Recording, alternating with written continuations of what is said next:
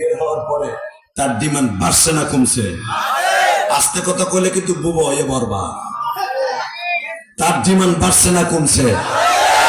আর আমাদের দেশের দেখেন অনেক এমপি মন্ত্রী সাবেক তাকেও করে উঠে, কোরের আশেপাশে ডিম কিনতে পাওয়া যায় না, ডিম নাই ওদিনকে, মানে মারার লেগে সবাই কিনছে।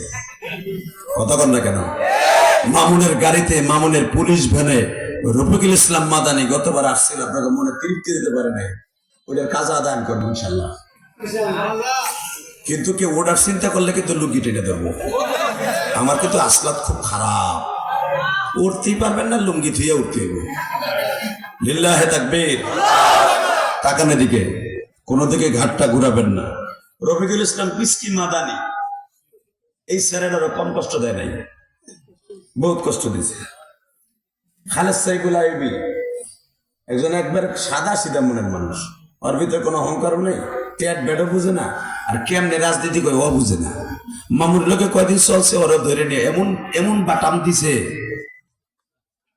সারাটা জীবন মনে রাখতে হবে যে জেলখানা কি কষ্ট। হয়তো আমি পাইছে গেছি গোপালগঞ্জের গোলাপি দেয় পাচ্ছি না, আমারও দিত।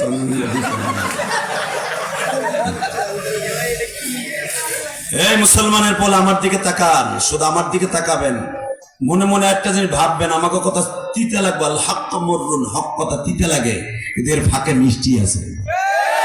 কথা বলেন না কেন? পৃথিবীতে যত অলি আছে সব অলিরা জেল কাটছে। আমার ইমাম আবু হানিফাকে জেলখানায় শহীদ করছে, ইতিহাস জানো? ইমাম আবু হানিফাকে যেদিনকে জেলখানায় আছে, 14.5 মাস জেল খাটার পরে আল্লাহর কুতুব যে আমার নবীর কাছ থেকে হাদিসকে ইস্তেমবাদ করতেন, কোন হাদিসের মাসলা যদি না বুঝতেন, হাদিসের তাকরার হাদিস হওয়ার কারণে, তাকরার হাদিস বলে একই রকম দুই হাদিস, হুকুম দুইটা, এখন কি করবে?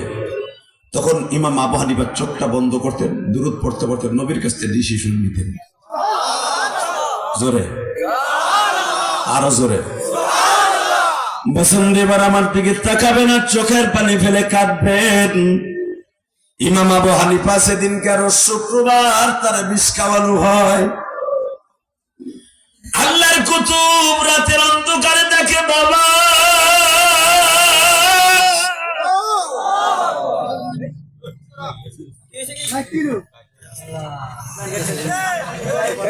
আপনার হইতে পারে ইলেকট্রিসিটি ভাই, কি হইলো ভাই, হতে পারে আল্লাহ কবুল করেন। ভাই কি হইলো রে, শিক্ষার একটা